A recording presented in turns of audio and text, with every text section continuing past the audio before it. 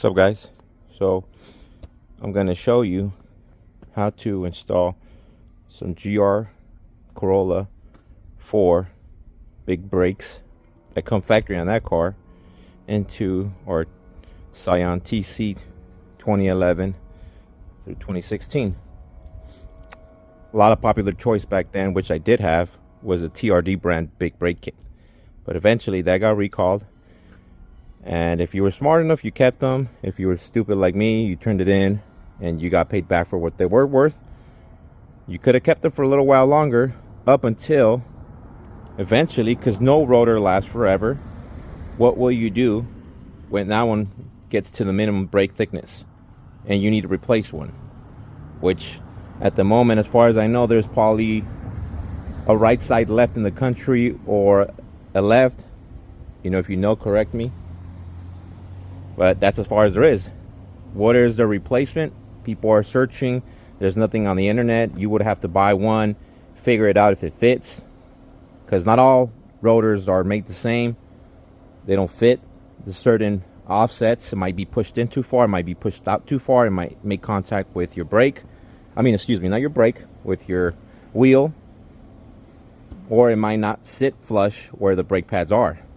It might be in, left or inwards or outwards a little bit too much. So that is a tough thing to figure out until eventually somebody will figure it out. But the next best bolt-on that you can do is the, like I said, GR Corolla big brake kit. And the other ones were partnered with, in conjunction made with StopTech, and these are by Advix. So this is a complete front big brake kit.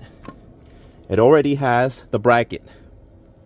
Now, I know when people service those, you have to remove these bolts, and there's a video online on how to adjust them if you do, but preferably would be just to remove them from the bracket so they do not move.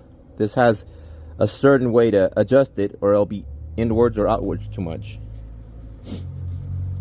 Now, what you need to do to make this fit, because our vehicles are 62 millimeter, the center bore right here where the hat fits, that's the stock one, and the GR Corolla from the factory is a 61.9. The way you do that is to measure with the dial caliper.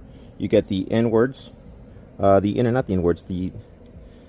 these measuring devices inside, and measure. Just giving you an example. It's not the right example, I'm just using you what to measure with. You can get this at Harbor Freight. You measure inwards in certain spots, right? And you should get like 61.9.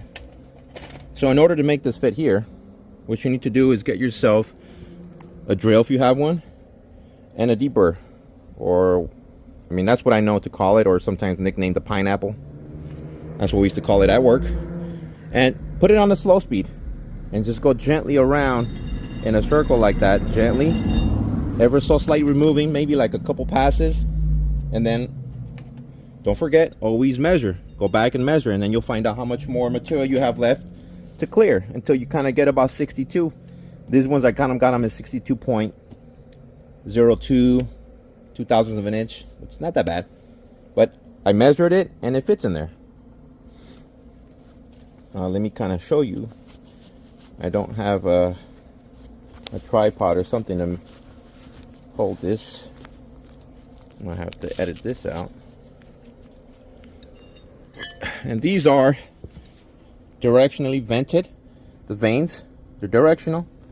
This is the right hand, excuse me. This is the right hand. And obviously it was measured. I can't get that for the time being, that paint marker they used. I got this out of Auto Dismantler. I got it for a good price, which is local to me, which is very rare, because nothing local to me is accessible. I have to drive far. Okay, so I'm just kind of using one hand. So there you go. It fits barely with enough room. It's got a little bit of play when you put the lug nuts, but it fits right in there. If it wasn't bored out to that thickness, you would have never gotten it past that lip. There's a little lip in here in the center bore, or where the hat goes on your rotors. It would have never fit. And then, instead of moving this bracket and having to readjust the brakes, which is not a hard thing, but why would you want to do that? You slide it over the brakes and the pads, and then bolt it from the back. These brackets will bolt on to your factory caliper bracket assembly. Oh shit. Also made by Advix. But you can see that. Everybody knows that right now.